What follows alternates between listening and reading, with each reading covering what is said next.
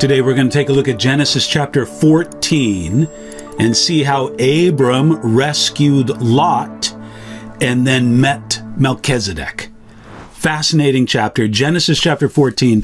Let's jump right into it, the first 4 verses, where we're going to read, "And it came to pass in the days of Amraphel, king of Shinar, Arioch, king of Elasar, Kedorlaomer, king of Elam, and Tidal, king of nations, that they made war with Bera, king of Sodom, Bersha, king of Gomorrah, Shinab, king of Adumah, Sheneber, king of Zeboim, and the king of Bela, that is Zorar. All these joined together in the valley of Siddim, that is the Salt Sea. 12 years they served Kedorlaomer, and in the 13th year they rebelled." In verse 1, we read about something that happened in the days of Amraphel, king of Shinar. This section begins with a description of an alliance of 4 kings. Again, those 4 kings were Amraphel, Arioch, Kedorlaomer, and Tidal. That alliance of 4 kings made war with a group of 5 kings: Bera, Bersha, Shinab, Shember, and the unnamed king of Bela. Now, when we say kings, we usually think of the king of England, the king of France in medieval times, the king of Italy, whatever it might be. But I want you to consider that these were kings of a sort, but they were kings over what are known as city-states. So they really weren't kings of nations or empires. They were formidable people, to be sure, but they were kings over city-states. That's why in a general region, it wouldn't too hard to get 5 kings in a confederacy and 4 kings in an alliance together. Well, in this particular case, the 4 kings that were allied together attacked the kings 5-king group that were on the defensive. And this happened, verse 3 tells us, in the valley of Siddim. Now, this conflict took place near the Salt Sea, today known as the Dead Sea, in the southeastern area of modern Israel, on the border, with the kingdom of Jordan. And this happened in the 13th year, when the group of 5 kings rebelled against the alliance of 4 kings. You see, after 12 years of submission, the group of 5 kings rebelled against this alliance, prompting the attack. So here we're going to read more about the attack, starting in verse 5. "In the 14th year, Kedorlaomer and the kings that were with him came and attacked the Rephaim in Asheroth Canarim, the Zuzim in Ham, the Emin in Shaveh Ketharim, and the Horites in the mountains of Seir, as far as El Paran, which is by the wilderness. Then they turned back and came by En Mishpat, that is Kadesh, and attacked all the country of the Amalekites and all the Amorites who dwelt in Hazeron Tamar." So Kedorlaomer of Elam, mentioned in verse 1, was the leader of this alliance of the 4 kings. And this alliance of the 4 kings came and attacked 4 tribal groups, then the Amalekites and the Amorites. And all of these were living in the general area south and perhaps to the east of the Dead Sea. Now, seeing this, the group of 5 kings that had been under the domination of the alliance of 4 kings joined the battle. We pick that up in verses 8, 9, and 10. We read here, "And the king of Sodom, the king of Gomorrah, the king of Adnah, the king of Zeboim, and the king of Bela, that is Zoar, went out and joined together in battle in the valley of Siddim against Kedorlaomer, king of Elam, Tidal, king of nations, Amraphel, king of Shinar, and Arioch, king of Elasar. 4 kings against 5. Now the valley of Siddim was full of asphalt pits, and the kings of Sodom and Gomorrah fled. Some fell there, and the remainder fled to the mountains." So, in this battle between this group of 5 kings rebelling against the alliance of 4 kings, they thought it was a strategic time, the 5 kings, to join the battle when the alliance of 4 kings was engaged with other enemies. It seemed like a smart thing to do. They wanted to be free from the dominance of Chedorlaomer's alliance. And this happened in the valley of Siddim, where the battle was fought. We have a sort of an interesting mention there in verse 10. It says that it was full of asphalt pits. These fearful asphalt pits in the region, some of them fell there, presumably, caught in it, like in some kind of tar pit, where they were either killed or sort of swallowed up in the midst of that tar pit. I find this interesting because the Hebrew here is an example of how the language uses repetition to show emphasis. When it says there that it was full of asphalt pits, according to Leopold and other commentators, the Hebrew saying there is really that they were pits.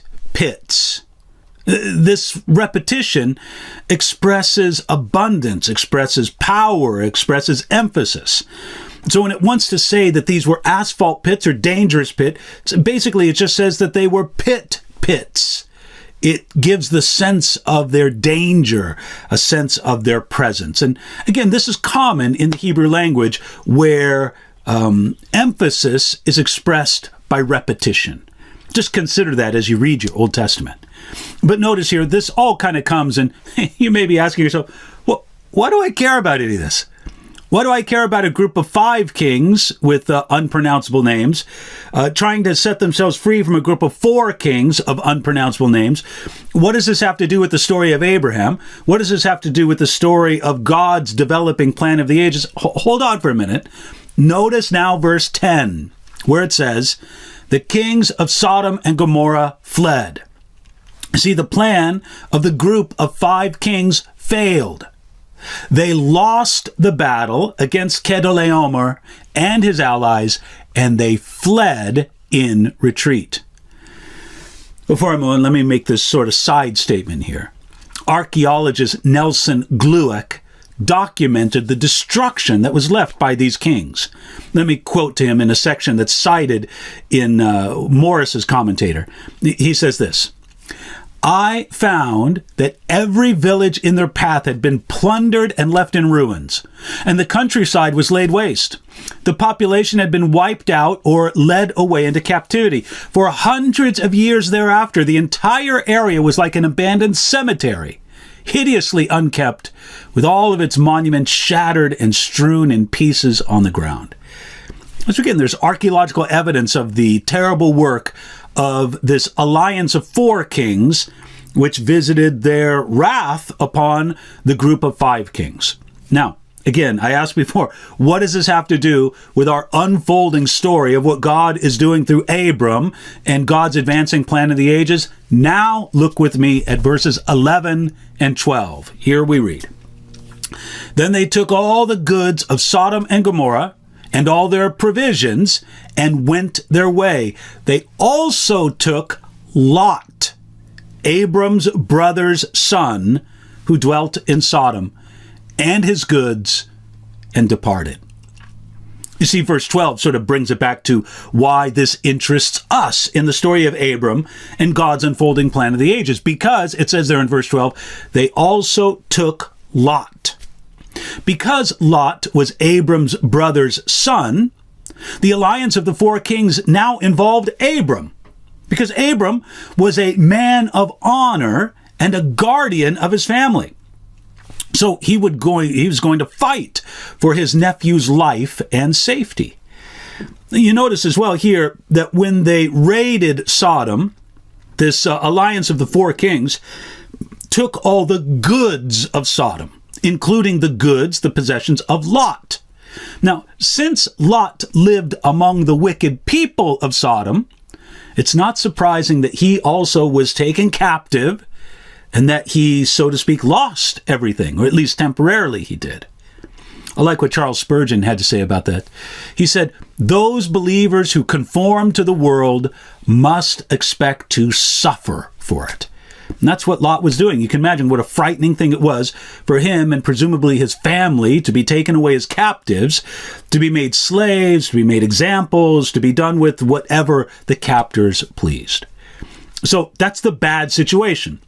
And this is how it touches sort of the main interest of our story, this great man of faith that God called Abram. So now, verses 13 and 14.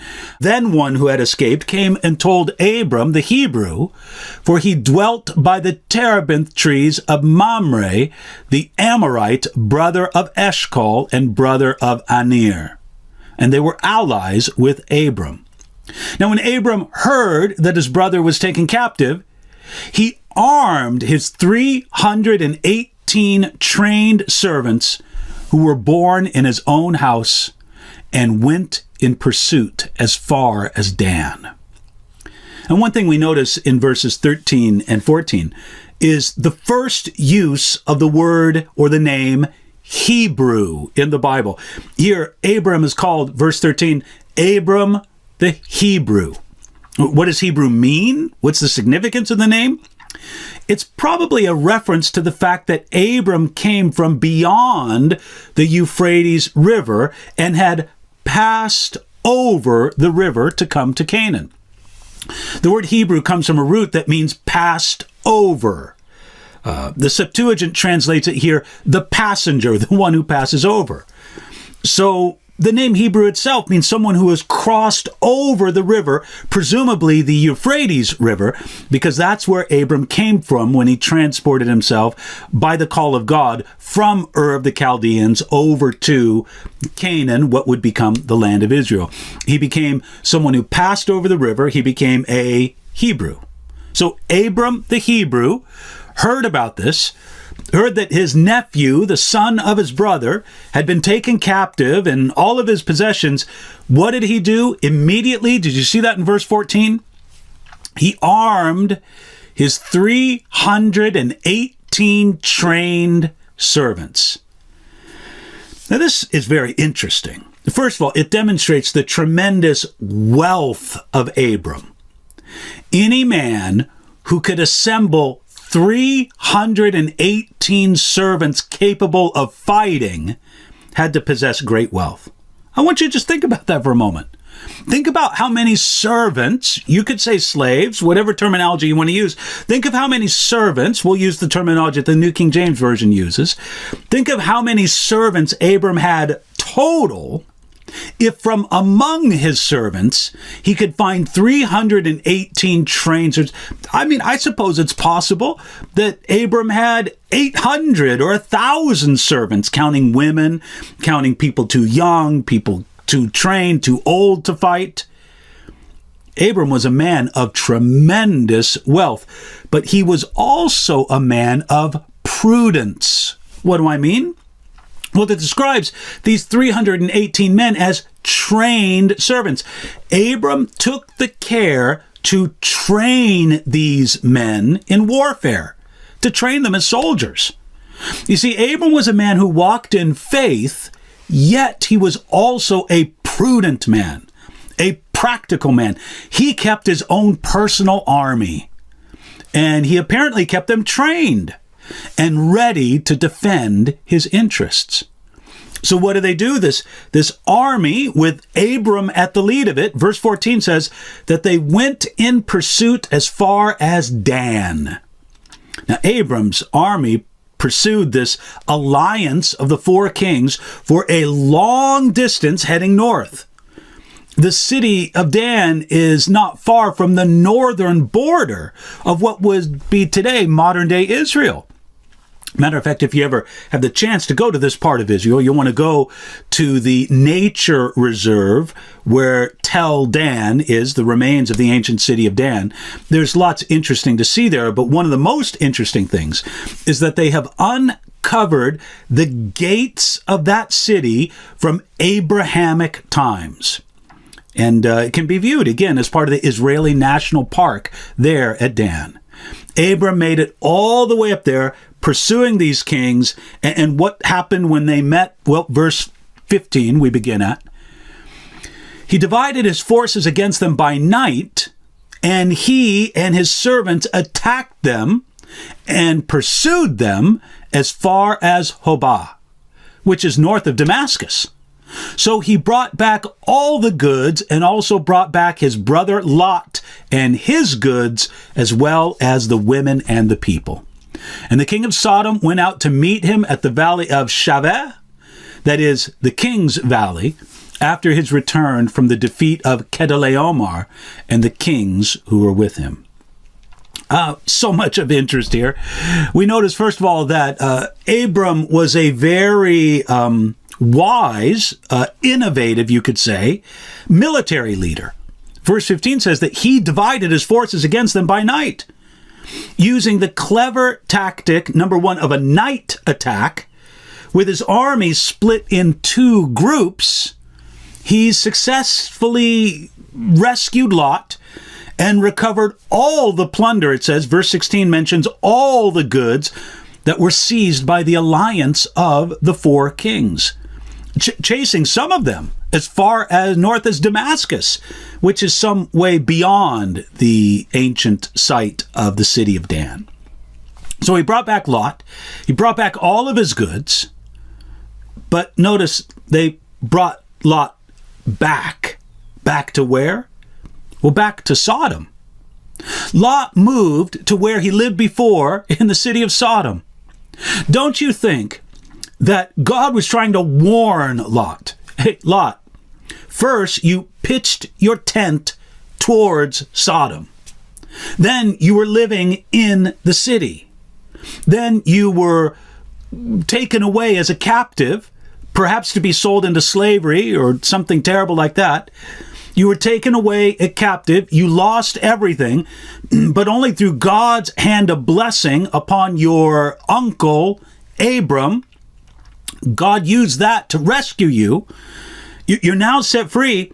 Lot, maybe you shouldn't go back to the city of Sodom, but he did. He refused this warning from God, and Lot would eventually lose everything when Sodom and Gomorrah would ultimately be judged, as is going to happen later on in Genesis chapter 19. You could say that the account of Abram's rescue of Lot is an analogy of the believer's salvation. God's chosen were captured in sin and shame, and they were rescued by the one who left his safety and his happiness, Jesus Christ, who is the kinsman redeemer of his people. He went to great trouble and great distance, and with courage and with daring, he defeated a mighty enemy, and he set his people free, and he took all the enemy's spoil. That's what Jesus did at the cross for his people. So again, we see God working through Abram to rescue Lot in a way that's analogous to the way he would later work for his people through Jesus Christ and the work of the new covenant.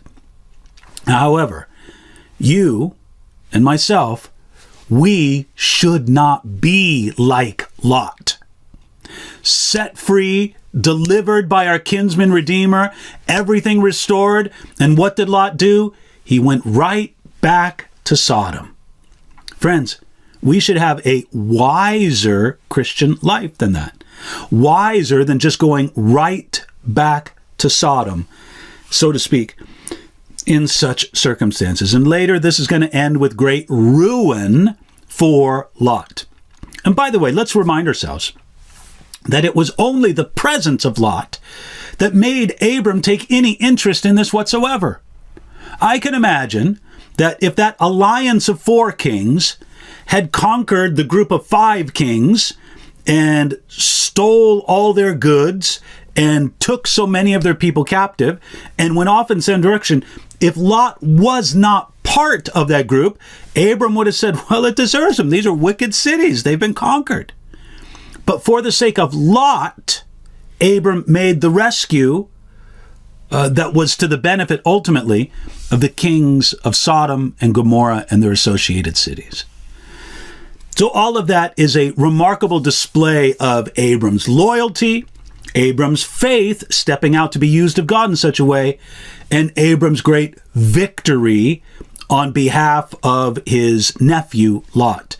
restoring so much more than was taken just from Lot, but really setting things right in order once again, which again is analogous to the great work that Jesus does for his people.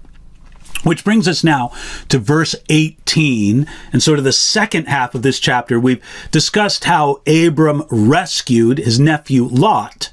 Now let's take a look at how Abram met Melchizedek. Who is Melchizedek? Well, we'll see. Let's begin now at verse 18. Then Melchizedek, king of Salem, brought out bread and wine. He was the priest of God Most High. And he blessed him and said, Blessed be Abram of God Most High, possessor of heaven and earth. And blessed be God Most High, who has delivered your enemies into your hand. And he gave him a tithe of all. This fascinating man, Melchizedek, appears in Genesis chapter 14 like a comet going through the sky. We don't know anything about him before. We don't know anything about him after.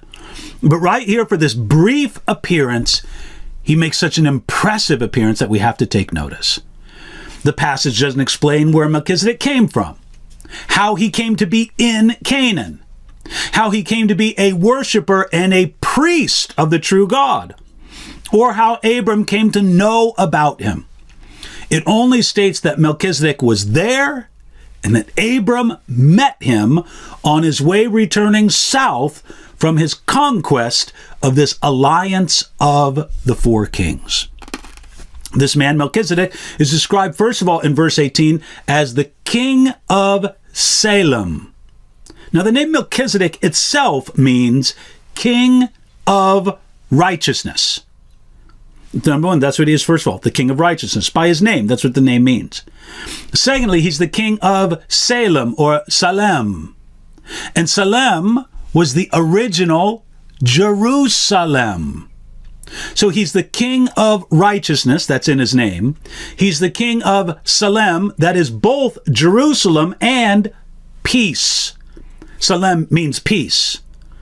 King of righteousness, king of Jerusalem, king of peace, and it says there in verse 18 that he was the priest of God Most High. He was a worshiper and priest of the true God, ruling over Jerusalem even in those ancient times. Now, one thing that makes Melchizedek unique and fascinating is that he was both a king and a priest. History shows that it's often dangerous to combine religious and civic authority. In ancient Israel, God forbade the kings of Israel to be priests, and he forbade the priests to be kings. Matter of fact, in 2 Chronicles chapter 26, King Uzziah tried to do the work of a priest, and God struck him with leprosy to rebuke him. Melchizedek here is an exception. He's praiseworthy, he's godly, and he's both a king and a priest. Matter of fact, it says there in verse 18 that he is the priest of Most High God, of God Most High.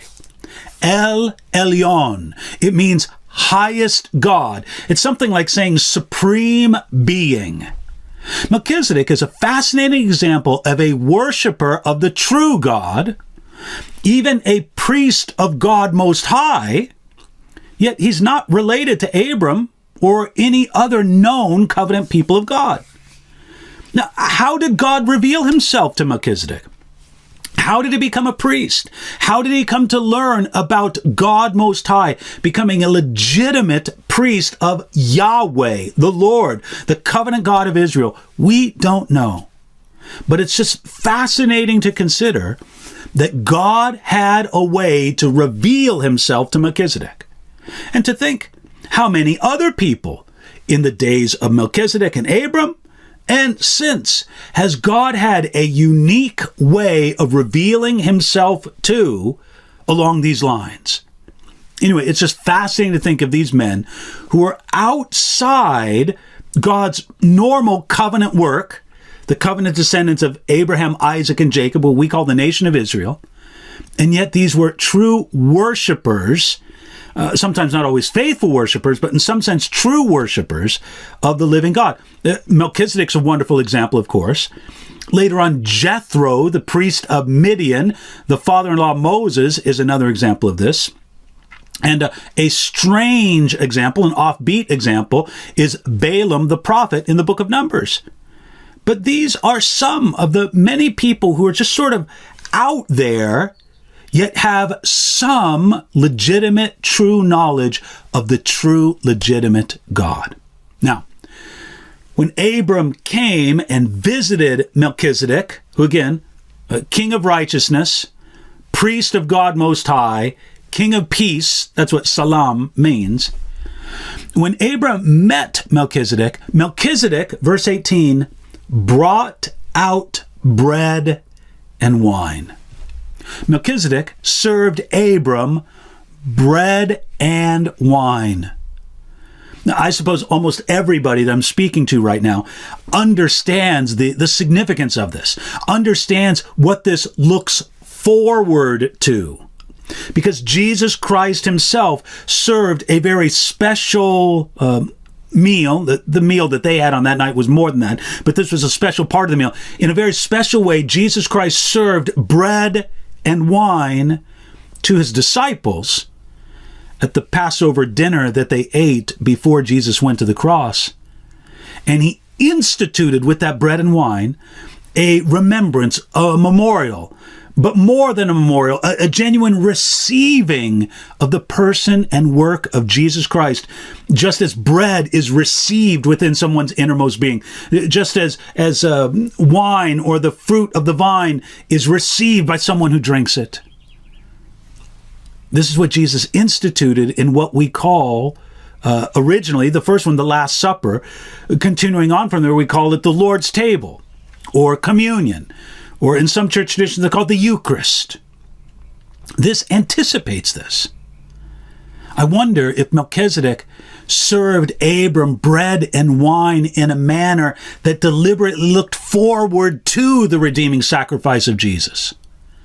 As the bread and wine of Passover and the Lord's table looked at God's redeeming sacrifice, Jesus Christ.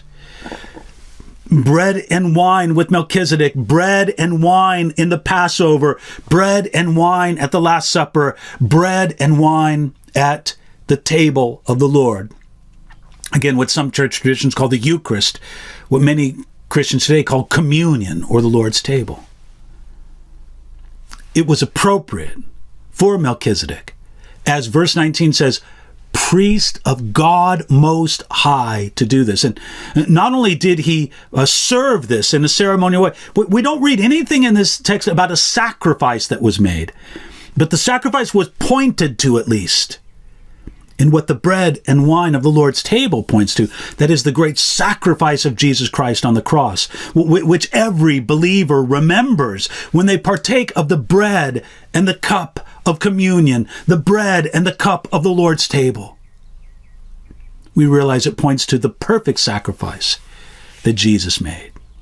So he did that as a priest, but then he did at least two more things. He blessed Abram, it says there in verse 19. And then in verse 20 it says that he blessed God.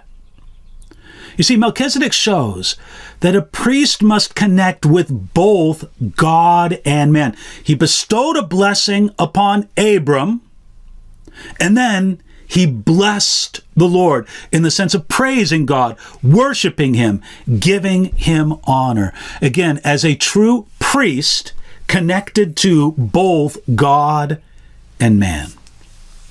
Now, though Melchizedek seems like an obscure figure, he is in fact an important Old Testament person. Psalm 110 verse 4 says that the priesthood of the Messiah will be a priesthood according to the order of Melchizedek. This is in contrast to the order of Aaron.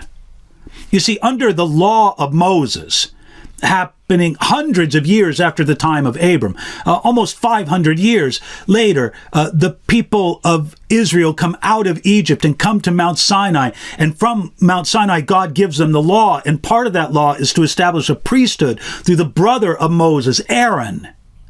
And that was the priesthood according to Aaron. So there was a very real priesthood according to Aaron, commanded by the law of Moses. But there's also a priesthood according to the order of Melchizedek, which we see right here in Genesis chapter 14. The priesthood of Melchizedek is in contrast to the priesthood of Aaron. And in Hebrews chapters 5, 6, and 7, the writer to the Hebrews gives great attention to this fact, letting us know that the priesthood of Melchizedek, that order of priesthood, is far surpassing in honor and glory the priesthood according to Aaron. It's fascinating. Hebrews chapter 7, verse 3 described Melchizedek as being without father, without mother, without genealogy, having neither beginning of days nor end of life, but made like the Son of God. He remains a priest continually. It's amazing here. Melchizedek is presented to us in the scriptures with no antecedent, with nobody before him, no father, no mother, no genealogy. We don't know anything about his beginning, what happened in his life before Genesis chapter 14. We don't know anything about his end, what happened in his life after Genesis 14. We just have him as he is. And in that sense, he's like the Son of God. Jesus had an existence before he came to this earth, and he certainly has an existence after he came to this earth. We just see that one package, so to speak, from his birth to his ascension, where Jesus walked this earth. And there's an analogy to be made with this life of Melchizedek. We don't know anything before, or it's not before human eyes, nor is there anything after. Again, not before human eyes. Now, because of this passage and the nature of Melchizedek, more than a few people think that Melchizedek was one of these pre-Bethlehem appearances of Jesus. We have these. Most commonly, the personage is called the angel of the Lord. The angel of the Lord appears to Hagar. The angel of the Lord will appear to Gideon. The angel of the Lord will appear to Joshua. The angel of the Lord will appear to the parents of Samson, on and on. And in these appearances, there is something definitely divine about the angel of the Lord. And by making something that's very interested, but a little bit complicated, very compact, we take these to understand that these are appearances of Jesus Christ before his incarnation. And based on this, there are many people think that Melchizedek was just such of this appearance. That this was not a mere man that met with Abram, but it was actually the Son of God appearing in some kind of human form before he was, this isn't exactly the right word, but I hope you understand what I mean, before he was properly incarnated in Mary's womb and then born at Bethlehem. I don't think we can say with certainty, but it is fascinating. Now, there's other crazy suggestions out there. Some people have suggested that this was Seth, Noah's son, that Melchizedek was Job, Melchizedek was an angel. Some people have bizarrely speculated that Melchizedek was an outer space visitor, an unfallen Adam from another planet, sent to observe the progress of God's work of redemption for his own fallen race on his own planet. Now, these suggestions are strange. They have no biblical foundation. But it can be said with confidence at least this, that if Melchizedek was not an appearance of Jesus himself, that at the very least he was a remarkable type or picture of Jesus Christ. And dear listener, I'm going to leave that to you. Was Melchizedek a pre-incarnate appearance of Jesus, or was he just a man who, at least in the biblical record, remarkably resembled Jesus? I don't finally know. I'll let you decide on that one yourself. Now notice as well, verse 20 says, and he gave him a tithe of all. Now, there's just pronouns used in that little snippet from verse 20 that I read you. Make no mistake here. It's Abram who gave Melchizedek a tithe of all.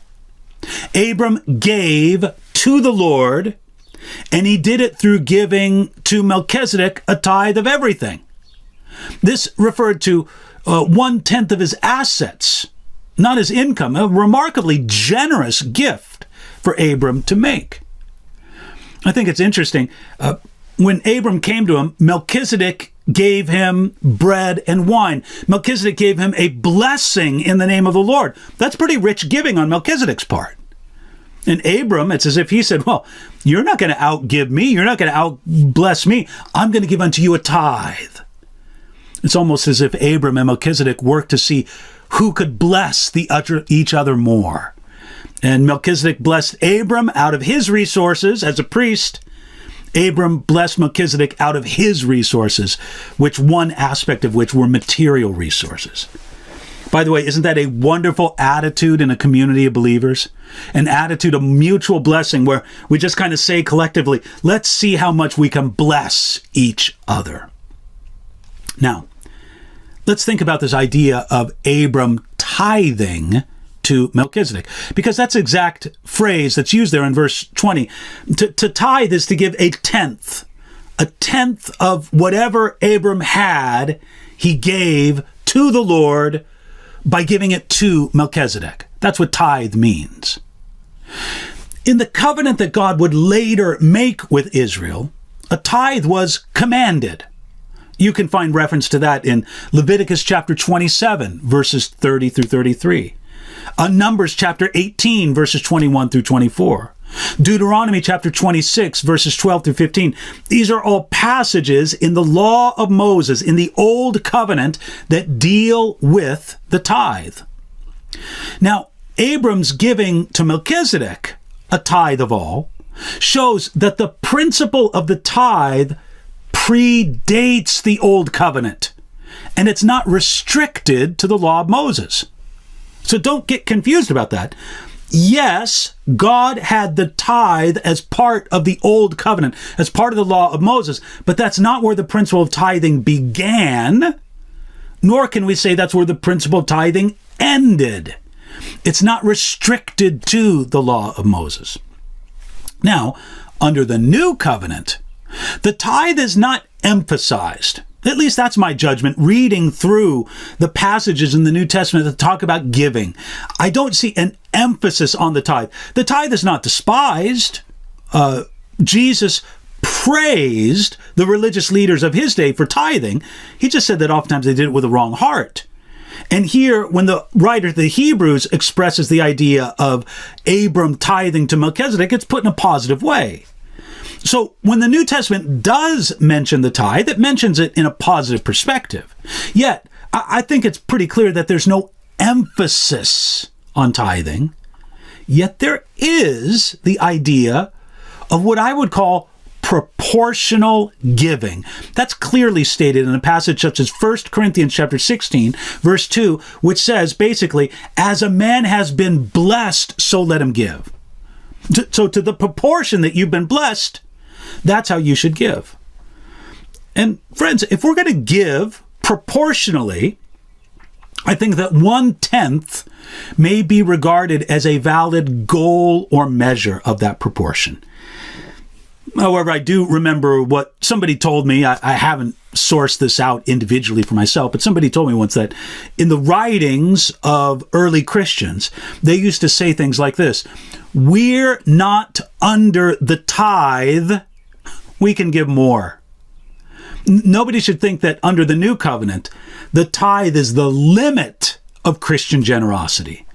I think it's a goal to aspire to, and once achieved, it should be prayerfully sought of whether or not God would want that person to give even more of their resources to God's glory and to the advancement of his kingdom. Now, here's another thing to consider about Abram tithing to Melchizedek. Later, Hebrews chapter 7, verses 4 through 10, finds significance that Abram, the ancestor of the Jewish people, including the tribe of Levi, honored Melchizedek with his tithe. That showed Abram's recognition of Melchizedek's superiority. In Hebrews chapter 7, this is understood to mean that Melchizedek's order of priesthood was greater than Aaron's order of priesthood, which descended from Abram. This means that Jesus is a greater high priest than Aaron, or from any priest descended from Aaron, because he belongs to a superior order of priesthood.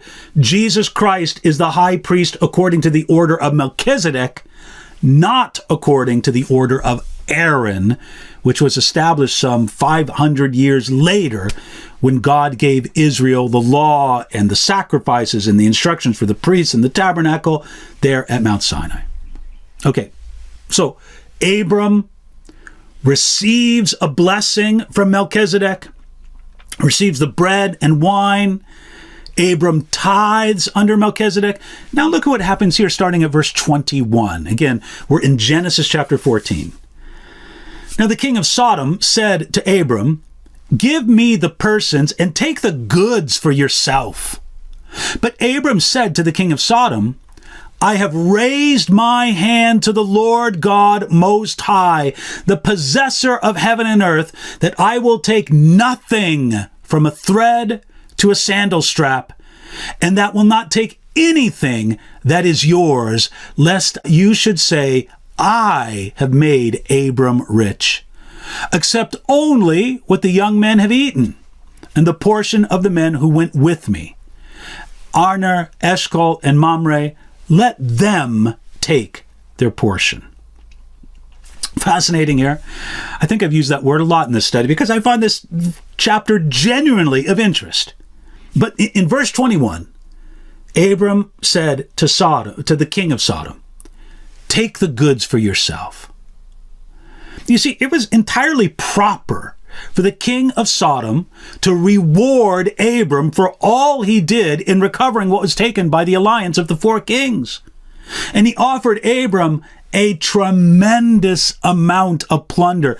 This was everything of value that was taken from several prosperous cities. And he said, "Abram, it's all yours. Just give us the people in return."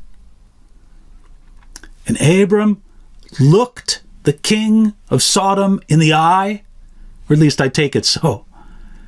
And he said to him, "I will take nothing from you." Abram would not take any of the plunder. He would not receive any of the goods taken from Sodom and Gomorrah and then recovered. And why? Because verse 22 says that he had made a vow to God Most High. By the way, that's a phrase he used after hearing Melchizedek use that title for God in verse 19. He said, "I've made a vow to God Most High. I've raised my hand to the Lord. I made this serious vow. I told the Lord, I'm not going to take anything from man." And I wonder about this. I wonder if this was part of a vow that Abram made to the Lord after coming out of Egypt. The king of Egypt enriched Abram, but it didn't have a good taste to it. Abram went to Egypt in unbelief. He lied while he was there. God miraculously preserved him, but his testimony was affected in a negative way. And he left there with great riches that the king of Egypt gave him, adding to the great riches that Abram already had. And it's as if all that left a bad taste in Abram's mouth. And he said, "Never again. I'm never again going to look to man or accept from man any gifts from their hands. I'm not going to do it anymore." Why? Verse 23, "Lest you should say," and this is what Abram said to the king of Sodom, "lest you should say, I have made Abram rich."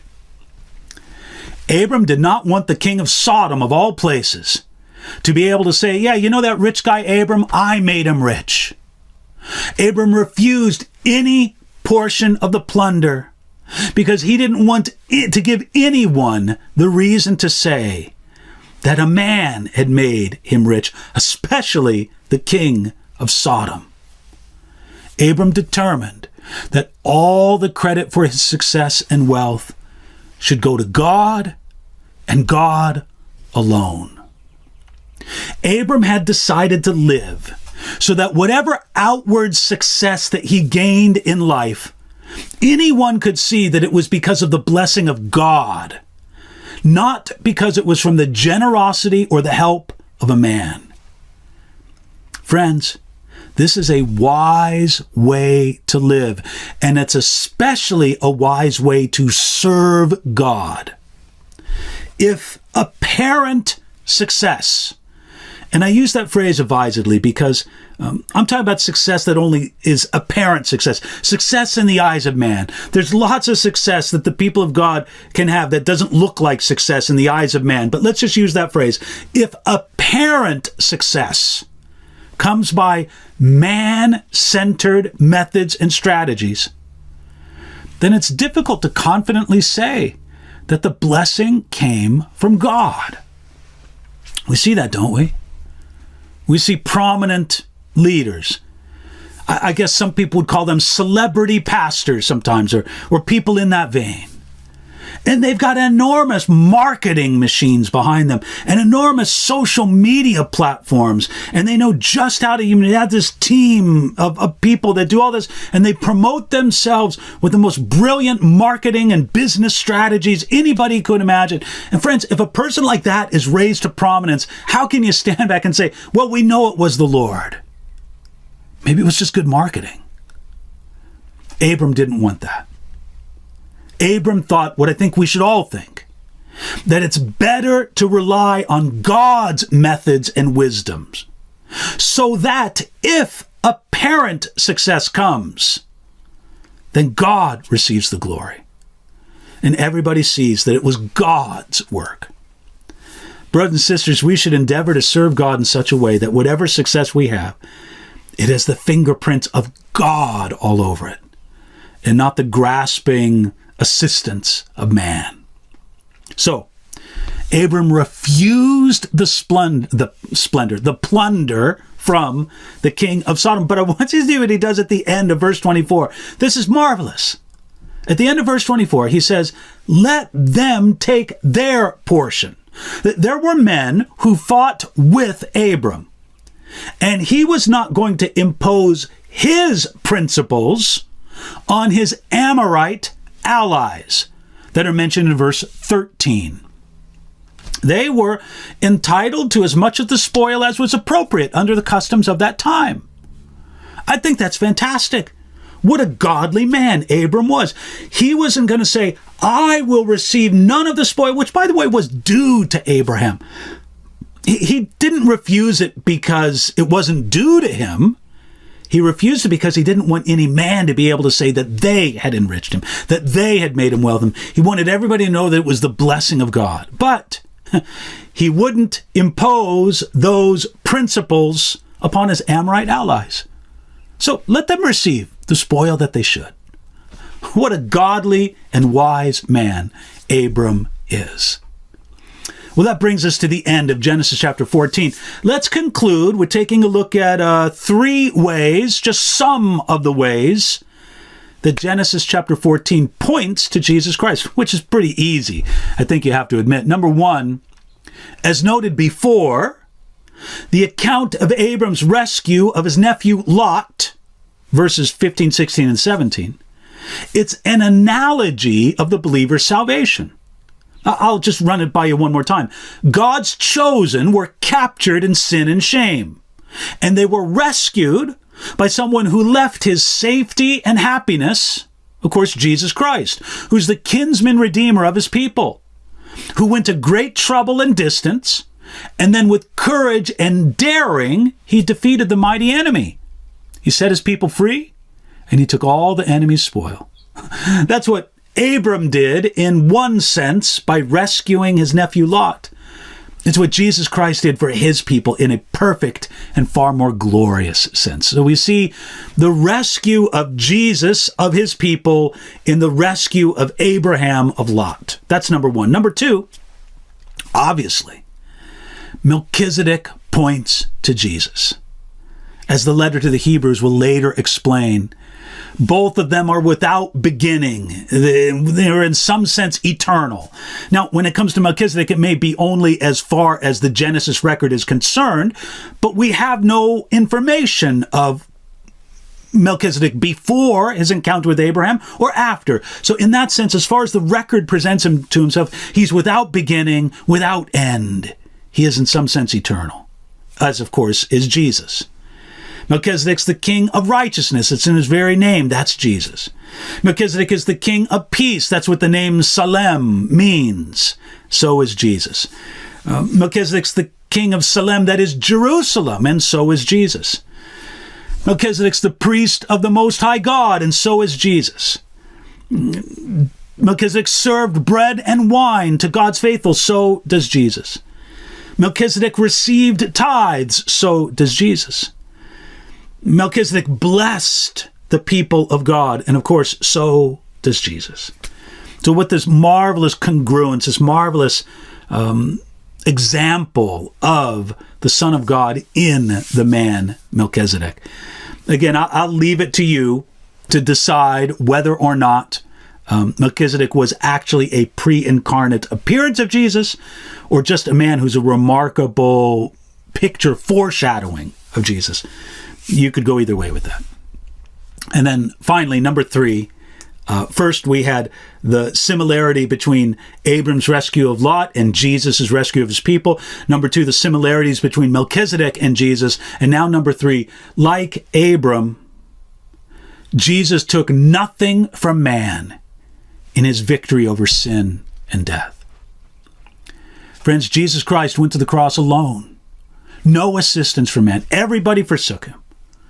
The only people there to give him any kind of aid or comfort were women weeping at the cross. No, he took nothing from man in his victory over sin and death. Jesus said, I don't want any man to get the glory, only my God and Father. I'll do this without any help from anybody else. That's the heart of our Savior towards his people. And Jesus did take nothing from man, and he did win that victory over sin and death. What a wonderful, beautiful, glorious thing. I hope you've received it. I hope you're walking in it. And I hope that even as Melchizedek blessed Abram and Abram received it, I pray you receive that blessing from the Lord Jesus Christ today. Father, that's our prayer here together as we come to the end of this time in Genesis 14. We think of Melchizedek raising his hands over Abram and blessing him in the name of God Most High. And we realize that Jesus ascended to heaven with his hands upraised, blessing his own people. Bless us now from heaven, Lord. Not that we could consume such blessing selfishly upon ourselves, but rather so that we can be your vessels to show the love and grace of God to a needy world and to preach the good news of salvation in Jesus Christ to the ends of the earth, making disciples of our Lord and Savior, Jesus Christ. Help us to do this, Lord. Thank you for your blessing upon us. We pray this in Jesus' name.